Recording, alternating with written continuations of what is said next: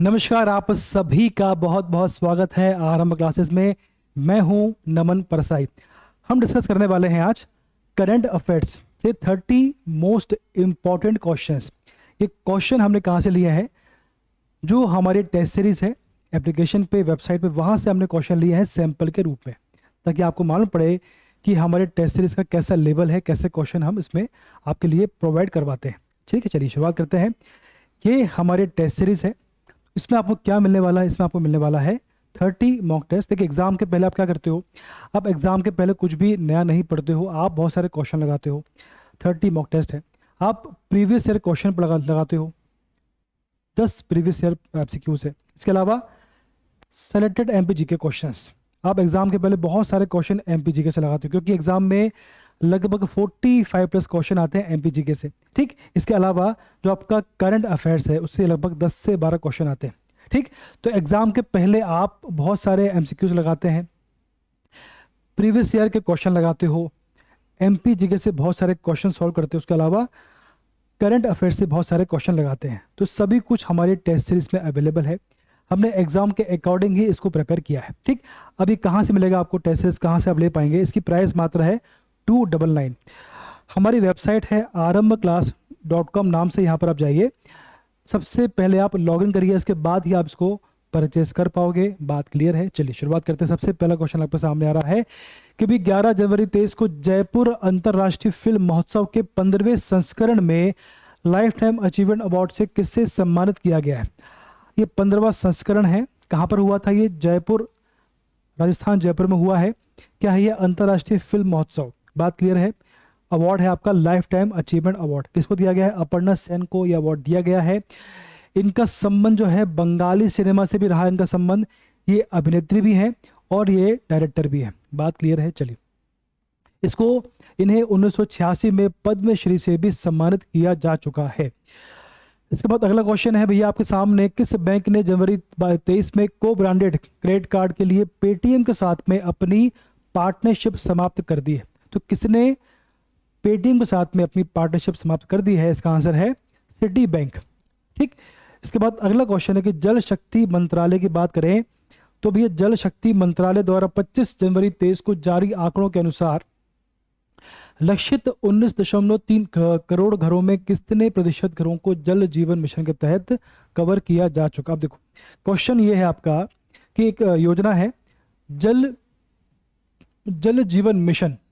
ठीक, इसके तहत आपको जो है लगभग 19 करोड़ घरों को नल कनेक्शन देना था, लेकिन इसमें सिर्फ जो है 11 करोड़ को ही इसमें नल कनेक्शन प्राप्त हो पाया, यानी 11 करोड़ जो है अपने घरों को ही कवर किया जा सका।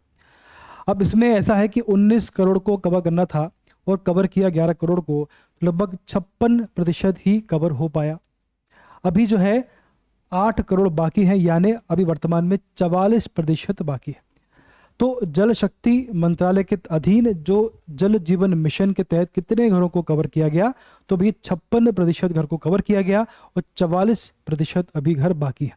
इतना क्वेश्चन। ठीक, चलिए आगे बढ़ते हैं। आप देखें इसमें अगला क्वेश्चन है कि भैया आपके सामने है कि जनवरी 23 में 3 साल की अवधि के लिए इंडियन ओवरसीज बैंक यानी IOB के प्रबंध निदेशक ने एमडी और सीईओ के रूप में किसे नियुक्त किया गया है? तो आंसर है अजय कुमार श्रीवास्तव। किसके लिए? Indian overseas bank. क्लियर है बात? चलिए अगला आपके सामने है कि जनवरी 23 में विश्व आर्थिक मंच यानी वर्ल्ड इकोनॉमिक फोरम द्वारा स्वास्थ्य और जीवन विज्ञान पर केंद्रित चौथी इंडस्ट्रियल जो आपकी रिवॉल्यूशन है, चौथी औद्योगिक क्रांति है। ठीक है, जीवन और विज्ञान पर केंद्रित चौथी औद्योगिक क्रांति के लिए अपना केंद्र स्थापित करने के लिए किस शहर को चुना गया है? इसका आंसर हैदराबाद है। ठीक, 4th इंडस्ट्रियल रिवॉल्यूशन के केंद्र के रूप में के लिए अपना केंद्र के रूप में अपना किसे चुना गया है? इसका आंसर है हैदराबाद को। बात क्लियर है आपको? वर्ल्ड इकोनॉमिक फोरम में स्वास्थ्य और जीवन पर केंद्रित 4th इंडस्ट्रियल रिवॉल्यूशन के लिए किसे अपना केंद्र चुना है? यह इसका क्वेश्चन का आधार है। तो इसका आंसर है हैदराबाद को इसका केंद्र के रूप में चुना है। ठीक, जहाँ से आपकी फोर्थ इंडस्ट्रियल रिवॉल्यूशन की स्टार्ट को शुरू किया जाएगा, हैदराबाद। अब देखें अगला क्वेश्चन आपके सामने है कि भैया 29 जनवरी 23 को FIH, ठीक, ये हॉकी का अंतर्राष्ट्रीय फेडरेशन है, इसकी बात हो रही है FIH। तो 29 जनवरी को FIH के राष्ट्रपति पुरस्कार से किसे सम्मानित किया गया है? इसका आंसर है वी कार्तिकेयन पांडियन, इनको सम्मानित किया गया। आप देखो ये जो वी कार्तिकेयन पांडियन है, बेसिकली ये IAS ऑफिसर हैं, और ये जो उड़ीसा के मुख्यमंत्री हैं नवीन पटनायक, उनके ये निजी सचिव हैं। तो इन्हें ये अवार्ड क्यों दिया गया? क्योंकि अभी उड़ीसा के भुवनेश्वर में हॉकी का वर्ल्ड कप हुआ था, पुरुष यानी मेंस का, ठीक। तो उसके मैनेजमेंट में सराहनीय योगदान के लिए इनको ये अवार्ड दिया गया है। बात क्लियर है? ये जो कार्यक्रम हुआ है, ये वर्ल्ड कप हुआ है, ये बहुत अच्छे से हुआ है, तो इसमें सराहनीय योगदान के लिए इनको ये अवार्ड दिया गया है, ठीक। तो हॉकी का जो अंतर्राष्ट्रीय इंटरनेशनल जो फेडरेशन है उसके द्वारा ये अवार्ड दिया गया है। किसको दिया गया है? वी कार्तिकेयन पांडियन को। वी कार्तिकेयन पांडियन एक IAS अधिकारी और ओडिशा के मुख्यमंत्री नवीन पटनायक के निजी सचिव भी हैं, और को 29 जनवरी को FIH के राष्ट्रपति पुरस्कार से सम्मानित किया गया है। अच्छा क्वेश्चन है, उन्हें भुवनेश्वर और सुंदरगढ़ में 23 में FIH पुरुष हॉकी विश्व कप 23 की सफलतापूर्वक मेजबानी के रूप में सम्मानित किया गया है, इसलिए इनको सम्मान दिया गया। जो उन्होंने वर्ल्ड कप कराया तो काफ़ी अच्छा हुआ, इसी कारण से इनको सम्मान दिया गया है, ठीक।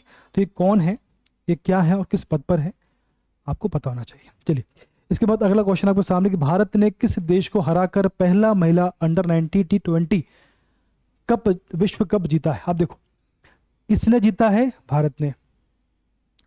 किसको हराकर जीता है? तो आंसर है इंग्लैंड, ठीक। तो भारत ने इंग्लैंड को हराकर पहला महिला अंडर-19 T20 वर्ल्ड कप जीत लिया है, ठीक। तो क्या जीता है?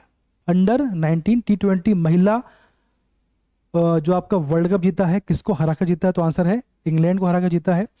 और किसने जीता है? तो भारत ने जीता है, ठीक, भारत ने जीता है। बात क्लियर है? चलिए इसका आंसर इंग्लैंड। आप देखो इसके बारे में थोड़ा पढ़ लेते हैं। ये जो मैच हुआ था, ये मैच हुआ था दक्षिण अफ्रीका में, ये मैच संपन्न हुआ था, ठीक। तो पहली बार भारतीय महिला T20 जो आपकी भारतीय महिला है, तो उसने पहली बार भारतीय महिला टीम ICC का कोई टूर्नामेंट जीतने में सफल रही है। यानी भारतीय की जो महिला है पहली बार ICC का कोई जो आपका टूर्नामेंट है उसको जीतने में ये सफलता इनको मिली है। ये पहला इनका टूर्नामेंट है जहां पर ये सफल हुए हैं। भारतीय खिलाड़ी श्वेता सहरावत जो भारतीय क्रिकेटर हैं, उनका नाम है श्वेता सहरावत, ने सबसे ज़्यादा अंडर-19 में सबसे ज़्यादा रन लिए हैं। इन्होंने सर्वाधिक जो है रन बनाए हैं, तो ठीक है। अब देखिए तो इसमें किसने किसको हराया है और कौन सा मैच है? ये महिला विश्व कप है। अब इसमें श्वेता जो आपकी है, श्वेता सहरावत ने सर्वाधिक रन इसमें बनाए हैं, इस मैच में सर्वाधिक रन। तो आपको ध्यान रखना है कि जो आपकी श्वेता सहरावत है इसका संबंध किस खेल से है, या अभी जो हाल ही में महिला वर्ल्ड कप जीता है उसमें सबसे ज़्यादा रन किसने बनाए हैं। तो इसका आंसर आपको पता होना चाहिए। चलिए आगे बढ़ाते हैं टाइम बर्बाद किए बिना। जनवरी 23 में ब्रांड गार्जियनशिप इंडेक्स 2023 क्या है? ब्रांड गार्जियनशिप इंडेक्स है 2023 का। तो इसमें भारतीयों में सबसे टॉप पर कौन है और विश्व स्तर पर सेकंड नंबर पर कौन आया है? इसका आंसर है मुकेश अंबानी। ये जो इंडेक्स है, ठीक, इंडेक्स का नाम है ब्रांड गार्जियनशिप इंडेक्स है। इसमें टॉप पर भारत की बात करें तो इसमें टॉप पर मुकेश अंबानी है, और विश्व की बात करें तो इसमें सेकंड नंबर पर आपके मुकेश अंबानी है। तो कौन सा इंडेक्स है और कौन टॉप पर है, कौन सेकंड है, आपको पता होना चाहिए। चलिए इसके बाद अगला क्वेश्चन आपके सामने है कि 26 जनवरी 23 को गणतंत्र दिवस परेड 23 में निम्नलिखित में से किसने पहली बार झांकी में शामिल हुई है, झांकी में अपनी झांकी दिखाई है? इसका आंसर है नारकोटिक्स कंट्रोल ब्यूरो ने पहली बार गणतंत्र दिवस पर अपनी झांकी दिखाई है। बात क्लियर है? चलिए ऐसे क्वेश्चन बनते हैं। इसके बाद अगला क्वेश्चन आपके सामने है कि जनवरी 23 में किस राज्य या केंद्र शासित प्रदेश ने 100 डेज टू बीट प्लास्टिक अभियान की शुरुआत करी है। क्या है अभियान? 100 डेज टू बीट प्लास्टिक। इसका संबंध किस राज्य से है? इसका आंसर है दिल्ली से इसका संबंध है। दिल्ली में जो उस समय के राज्यपाल थे, वर्तमान में राज्यपाल अनिल बैजल हैं, लेकिन उस समय थे आपके वीके सक्सेना। तो इन्होंने बताया कि दिल्ली जो कार्यक्रम है इसका उद्देश्य क्या है। एमसीडी के नेतृत्व में विश्व ग्राहक दिवसीय हो रहा है। इस अभियान का उद्देश्य, उसमें क्या लिखा है? इस अभियान का उद्देश्य जो है नगर निगम के तहत क्षेत्रों को प्लास्टिक से मुक्त बनाना है। ठीक, इसका उद्देश्य है कि नगर निगम के तहत क्षेत्रों को, जो क्षेत्र नगर निगम के तहत आते हैं, इसके अंदर आते हैं, उन सभी क्षेत्रों को प्लास्टिक मुक्त बनाना है, यानी वहाँ पर प्लास्टिक का उपयोग एकदम समाप्त करना है। बात क्लियर है? अब देखो ये क्यों मनाया जाता है। अभियान जो है 22 अप्रैल 2023 को समाप्त होगा। क्यों होगा? क्योंकि 22 अप्रैल को होता है अंतर्राष्ट्रीय पृथ्वी दिवस। ठीक, तो 22 अप्रैल 2023 को ये जो अभियान है समाप्त होगा, जो अंतर्राष्ट्रीय पृथ्वी दिवस 2023 को चिन्हित करता है। ठीक, उन्होंने अभियान के शुभंकर, जो आपका अभियान इसका शुभंकर क्या है? निवारण दादी। भाई निवारण दादी का इससे संबंध है। निवारण दादी, क्वेश्चन आपसे बनेगा कि निवारण दादी का संबंध किससे है, तो भैया ये बोलना ये शुभंकर है। दिल्ली में जो 100 दिन का 100 days to beat plastic, Delhi में 100 दिन का जो प्लास्टिक को बीट करने का, समाप्त करने का नगर निगम का जो अभियान है, उसके तहत निवारण दादी को इसका शुभंकर बनाया गया है। बात क्लियर है? चलिए, और 22 अप्रैल को ये समाप्त होने वाला है।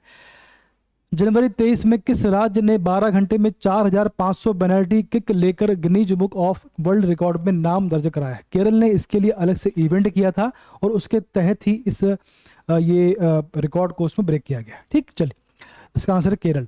26 जनवरी 23 में को किस देश के राष्ट्रपति गणतंत्र दिवस देश के मुख्य अतिथि हो चुके हैं?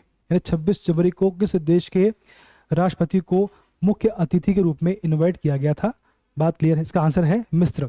ठीक, मिस्र के जो अब्दुल फतह अल सीसी वहाँ के जो राष्ट्रपति है, उनको यहाँ पर इनवाइट किया गया था। अब देखो, जो अब्दुल फतह अल सीसी जो है, ये पहली बार आए मेरे ख्याल से। अल सीसी, अब्दुल फतह अल सीसी जो है गणतंत्र दिवस के मुख्य अतिथि थे।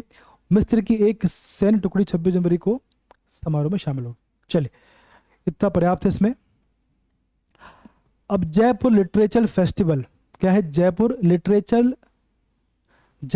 लिटरेचर फेस्टिवल 2023 का कौन सा संस्करण 26 जनवरी 23 को, एक मिनट सॉरी, कुछ गलत पढ़ लिया मैंने इसमें। जयपुर लिटरेचर फेस्टिवल 2023 का कौन सा संस्करण जनवरी 23 में जयपुर राजस्थान में संपन्न किया गया? अब देखो, क्वेश्चन आपसे यह है कि किसका? Jaipur literature festival. तो कहाँ हुआ? ये जयपुर में हुआ। तो कौन सा संस्करण था? तो इसका आंसर क्या होगा? ये आपका 16वां संस्करण था। ठीक है, 16वां संस्करण। ठीक, तो जयपुर लिटरेचर फेस्टिवल जयपुर में हुआ और ये 16वां संस्करण था। क्लियर है बात? चलिए, जनवरी 23 में मध्य प्रदेश के मुख्यमंत्री शिवराज सिंह चौहान द्वारा अनावरण किए गए खेलो इंडिया यूथ गेम यानी KIYH के 5वें संस्करण के शुभंकर क्या है? आप देखो इसमें क्वेश्चन कैसे बनेंगे आपके। इसमें क्वेश्चन ऐसे बनेंगे आपके कि भैया अभी हाल ही में मध्य प्रदेश में खेलो इंडिया यूथ गेम का शुभंकर क्या है? ठीक, इसका आंसर है आशा और मोगली। क्लियर बात? अच्छा, अभी हाल ही में जो खेलो इंडिया यूथ गेम हुआ है मध्य प्रदेश में, कौन सा संस्करण था? ये 5वां संस्करण था। या खेलो इंडिया यूथ गेम का 5वां संस्करण कहाँ हुआ? मध्य प्रदेश में हुआ।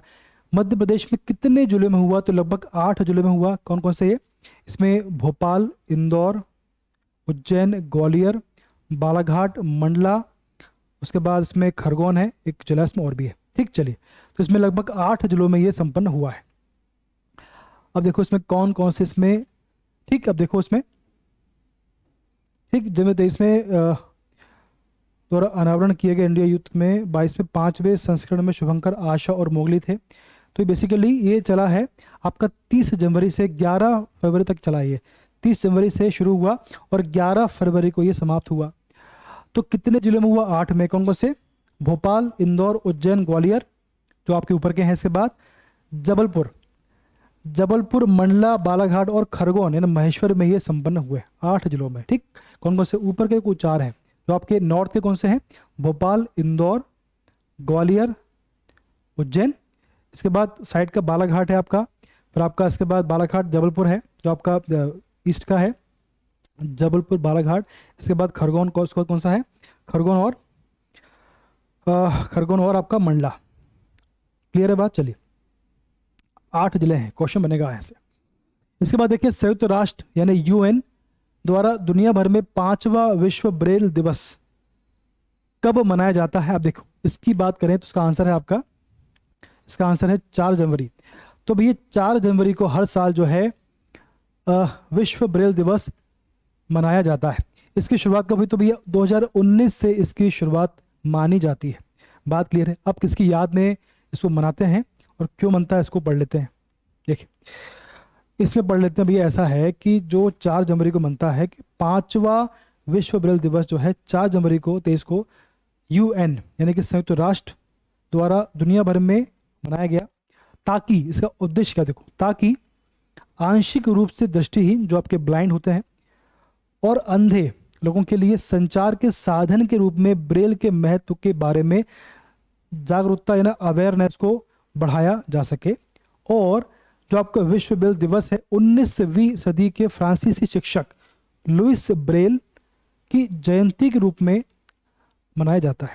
जो आपका विश्व ब्रेल दिवस है किसके रूप में?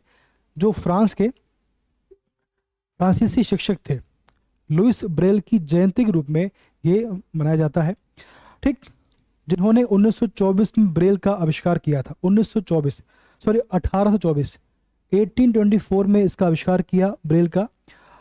और 4 जनवरी 23 को लुई ब्रेल की 214वीं यानी 214th जयंती है जो अभी इस साल मनाया गया 23 में। तो उनकी 214वीं इनकी जयंती है, 214th इनकी जयंती। 4 जनवरी 19 को पहला विश्व ब्रेल दिवस मनाया गया था। तो 19 से ये शुरू हुआ है और 1824 में इसका आविष्कार किया था किसने? लुइस ब्रेल ने। तो उनकी जयंती पर इसको मनाते हैं 4 जनवरी को। अच्छा क्वेश्चन है ये। ठीक, चलिए आगे बढ़ लेते हैं कि भैया जनवरी 23 में गुजरात मैरीटाइम क्लस्टर के पहले मुख्य कार्यकारी अधिकारी यानी सीईओ के रूप में किससे नियुक्त किया गया है? ठीक, गुजरात मैरीटाइम क्लस्टर यानी GMC के सीईओ के रूप में किससे नियुक्त किया गया है? तो उसका आंसर है माधवेंद्र सिंह। ये अपने आप का पहला ऐसा क्लस्टर है। अब इसके बारे में थोड़ा सा पढ़ लेते हैं। Gujarat ports infrastructure company limited ने जनवरी 23 में माधवेंद्र सिंह को गुजरात मैरीटाइम क्लस्टर यानी GMC का पहले सीईओ है, पहला सीईओ नियुक्त किया है। किसको? माधवेंद्र सिंह को। अभी है क्या? GMC देश में अपनी तरह का पहला कमर्शियल क्लस्टर है जिसका उद्देश्य देखो क्या उसका उद्देश्य है अंतर्राष्ट्रीय मानकों की समुद्री सेवाओं के लिए एक केंद्र बनाना। जो अंतर्राष्ट्रीय मानक हैं समुद्री सेवाओं के लिए उनका एक मानक तैयार करना इसका उद्देश्य है। बात क्लियर है? केंद्र सेवाओं का जो केंद्र है तो उसका जो केंद्र है उसका जो सेंटर है उसको तैयार करना इसका उद्देश्य है। बात क्लियर है? जहाँ से सबको जो गतिविधि है सारे जो उसमें कंट्रोल किया जा सके। ठीक, तो GMC इसका फुल फॉर्म क्या है, इसका अध्यक्ष कौन है आपको पता होना चाहिए। यह भारत का पहला और एकमात्र समुद्री क्लस्टर है। ठीक है, चलिए जनवरी 23 में EY रिपोर्ट के अनुसार भारतीय अर्थव्यवस्था किस वर्ष तक 26 ट्रिलियन डॉलर की अर्थव्यवस्था बन जाएगी? इसका आंसर है 2047। जब भारत का 100वीं वर्षगांठ, जब भारत का आज़ादी का 100वां बर्थडे मनाएंगे, 100वीं वर्षगांठ मनाएंगे, तभी उस दिन मतलब उसी साल जो है भारत की जो अर्थव्यवस्था है 26 ट्रिलियन डॉलर की हो जाएगी। बात क्लियर है? क्वेश्चन बनेगा आपसे कि भारत की अर्थव्यवस्था 26 ट्रिलियन डॉलर कब होगी? तो आंसर होगा 247 EY की रिपोर्ट के अनुसार। और उस समय ऐसा कहते हैं, उस समय कहा जा रहा है कि उस समय भारत के जो प्रति व्यक्ति आय है यानी पर कैपिटा इनकम है वो 15,000 के आसपास होने का अनुमान इसमें लगाया गया है, यानी भारत का विकास काफ़ी स्पीड से होने वाला है। अब देखिए पेट्र पावेल 28 जनवरी को किस देश के राष्ट्रपति बने? इसका आंसर है चेक गणराज्य। पेट्र पावेल जो है वो चेक गणराज्य के राष्ट्रपति बने हैं। इससे पहले ये नाटो की सैन्य समिति के पूर्व अध्यक्ष भी रह चुके हैं। बात क्लियर है। जो आपका चेक गणराज्य, इसकी राजधानी प्राग है और इसकी मुद्रा है चेक कोरुना। क्या है? Check corona. ये चेक कभी नहीं करते। ठीक, चलिए इसके बाद अगला है जनवरी 23 में भारत ने सामुदायिक विकास के लिए अनुदान के रूप में कितने मिलियन मालदीव रुपया की घोषणा की है? इसका आंसर है 100 करोड़। 100 मिलियन मालदीव रुपया, यानी मालदीव का जो करेंसी है उसके रूप में। तो 100 भारत ने समुदाय विकास के लिए 100 मालदीव रुपया। ठीक, चलिए इसके बाद अगला है 24 जनवरी 23 को टाटा ट्रस्ट के मुख्य कार्यकारी अधिकारी ने टाटा ट्रस्ट के सीईओ के तहत के रूप में किसे नियुक्त किया है? टाटा ट्रस्ट के सीईओ के रूप में किसे नियुक्त किया? इसका आंसर है सिद्धार्थ शर्मा। अच्छा क्वेश्चन है ये। ऐसे क्वेश्चन बनते हैं कि भाई टाटा, बिरला, अंबानी जो है इसके इस पद पे किसको नियुक्त किया गया? तो आपका टाटा ट्रस्ट के सीईओ के रूप में सिद्धार्थ शर्मा को नियुक्त किया गया है। अच्छा क्वेश्चन है ये। इसके बाद अगला क्वेश्चन है जनवरी 23 में रक्षा मंत्री राजनाथ सिंह ने किस राज्य में सियोम ब्रिज का उद्घाटन किया है? ठीक, सियोम ब्रिज का उद्घाटन किस राज्य में किया गया, ये क्वेश्चन है। इसका आंसर है अरुणाचल प्रदेश। इसका आंसर है सिंपल। आज क्वेश्चन बनेगा आपसे क्वेश्चन बनेगा कि भैया सियोम ब्रिज का उद्घाटन या सियोम ब्रिज का संबंध किस राज्य से है? इसका आंसर है अरुणाचल प्रदेश, उत्तर पूर्वी राज्य। क्लियर? चलिए बहुत सिंपल है, इसको पढ़ लेते हैं और थोड़ा पढ़ लेते हैं।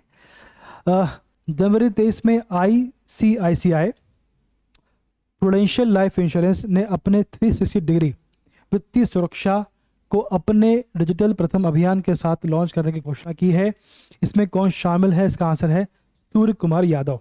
ठीक, चलिए इसके बाद है जनवरी 23 में HDFC बैंक लिमिटेड ने केदारनाथ उत्थान चैरिटेबल ट्रस्ट के लिए उत्तराखंड के मुख्यमंत्री पुष्कर सिंह धामी को कितने करोड़ की अनुदान राशि दी है? कितने दान किया? ठीक, तो HDFC बैंक लिमिटेड ने दान दिया है। किसको दिया है? केदारनाथ उत्थान चैरिटेबल ट्रस्ट को ये दान दिया है। तो उत्तराखंड के जो मुख्यमंत्री उनको ये दान दिया है। आंसर है 5 करोड़ रुपए। किसने दिया है? HDFC बैंक लिमिटेड ने। क्लियर है? बात क्लियर है? चलो आगे बढ़ते हैं। इसका आंसर आप देखते हैं। सबा कोरोसी 29 जनवरी 2023 को 3 दिवसीय यात्रा के लिए भारत पहुंचे थे। वह किसके अध्यक्ष हैं, किसके राष्ट्रपति हैं? इसका आंसर है UNGA, यानी इसका मतलब हुआ इसका आंसर हुआ यूनाइटेड नेशन जनरल असेंबली।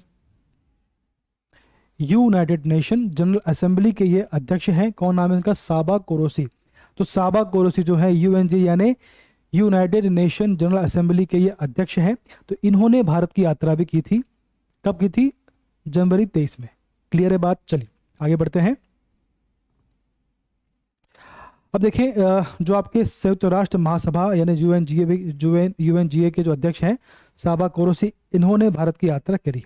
इनका संबंध है हंगरी से। इनका संबंध, ये कोरोना हंगरी के एक राजनायक है, हंगरी के ये पॉलिटिशियन है। बात क्लियर है? चलिए इसके बाद है अगला क्वेश्चन। 6 जनवरी 23 को भारत के 79वें 79th ग्रैंड मास्टर कौन बने हैं? क्या है? भारत के 79वें ग्रैंड मास्टर कौन बने हैं? इसका आंसर है प्रणेश M इसके बने हैं। और भारत के 78 क्वेश्चन मेरा आपसे है कि भैया 79वें यानी 79 ग्रैंड मास्टर कौन बने हैं? तो आंसर क्या है? प्रणेश M। अब मेरा क्वेश्चन है कि 78वां यानी 78th जो है ग्रैंड मास्टर कौन बने हैं इसके पहले प्रीवियस ईयर? तो आंसर है कौस्तुभ चटर्जी। ठीक, तो जो आपके कौस्तुभ चटर्जी हैं ये 78 नंबर के बने हैं। और जो आपके प्रणेश हैं वर्तमान में यानी 2023 में ये 79th जो है ग्रैंड मास्टर बने हैं। ये 78 हैं और ये 79 है। ये 2023 के हैं ये 2022 के क्या बने हैं? Grand master. फिर बात चली, अच्छा क्वेश्चन है ये। अब किसको अब जो वर्तमान में प्रणेश एम बने, किसको हराकर बने हैं? तो फ्रांस के, सॉरी नॉर्वे के हैं फ्रोड ओलाव ऑलसेन ओर्केडल, इनको हराकर बने हैं। ठीक, चलिए अब इसमें किस राज्य ने जनवरी 23 में महिलाओं की सुरक्षा को बढ़ावा देने के लिए एक नई वाहन स्थान नियंत्रण क्या बनाया है? एक नए वाहन स्थान नियंत्रण और मोबाइल ऐप का उद्घाटन किया है। भाई महिलाओं की सुरक्षा बढ़ाने के लिए एक नए स्थान नियंत्रण केंद्र, यानी स्थान को केंद्र को कंट्रोल करने के लिए केंद्र बनाया है और मोबाइल एप्लीकेशन लॉन्च करी है। उसका आंसर है पश्चिम बंगाल, यानी ममता दीदी। ठीक है, अब देखिए अगला क्वेश्चन आपके सामने है। जनवरी 23 में विदेश परियोजना का पर तैनात होने वाली सीमा सड़क संगठन, अब देखो BRO की पहली महिला अधिकारी कौन बनी है? इसका आंसर है सुरभि जखमोला।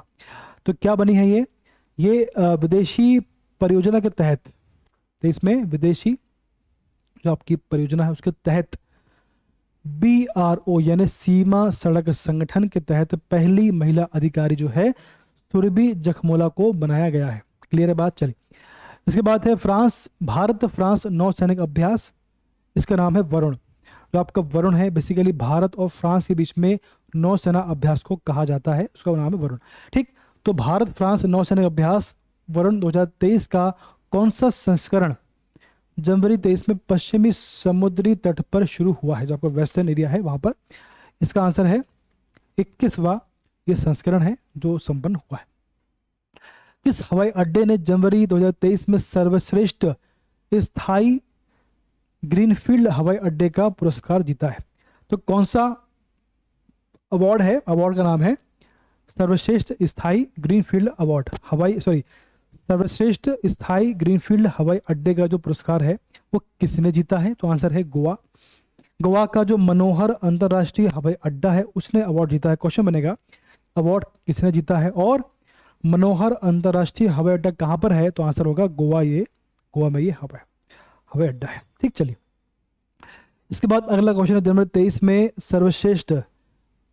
23 में सर्वश्रेष्ठ अभिनेत्री के लिए ऑस्कर नामांकन प्राप्त करने वाली पहली एशियाई कौन बन गई है? यानी ऑस्कर में बेस्ट एक्ट्रेस का नामांकन प्राप्त करने वाली पहली एशियाई कौन बन गई है? एशिया में पहली है ये जिन्होंने ऑस्कर में बेस्ट एक्ट्रेस सर्वश्रेष्ठ अभिनेत्री के लिए नामांकन प्राप्त किया है। ठीक है, ऑस्कर नामांकन प्राप्त किया। इसका आंसर है मिशेल योह पहली एशियाई हैं जिन्होंने ऑस्कर में बेस्ट एक्ट्रेस के लिए नामांकन प्राप्त किया है। बात क्लियर? अब देखें इनका संबंध कहाँ से? इनका संबंध है मलेशिया से, इनका संबंध है। मलेशियाई मूल की मिशेल यो ने film Everything Everywhere All at Once में अपने प्रदर्शन के लिए सर्वश्रेष्ठ अभिनेत्री की श्रेणी में गोल्डन ग्लोब पुरस्कार भी जीत लिया है। ठीक, तो इन्होंने गोल्डन ग्लोब अवार्ड जीत चुके थे। पर्याप्त है आज के लिए, 30 क्वेश्चन पढ़ लिए हैं। ये 30 क्वेश्चन हमारे टेस्ट सीरीज से हैं, तो आप हमारी टेस्ट सीरीज को ज्वाइन करिए, काफ़ी लाभ आपको मिलने वाला है। तो आज के लिए इतना पर्याप्त है, धन्यवाद।